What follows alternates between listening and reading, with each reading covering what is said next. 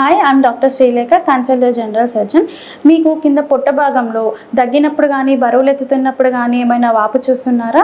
దాన్ని హర్నియా అని అంటాము. దాన్ని మీరు నిర్లక్ష్యం చేయకండి. ఎందుకు అనంటే హర్నియా అంటే ఏంటంటే మీకు పొట్ట భాగంలో ఎక్కడైనా వీక్ రీజన్ ఆర్ ఏమైనా రంధ్రం ఉన్నట్లయితే లోపల ఉండే కంటెంట్స్ అంటే పేగులు కానీ పేగు మీద ఉన్న పొర కానీ మీకు బయటికి రావడం జరుగుతుంది.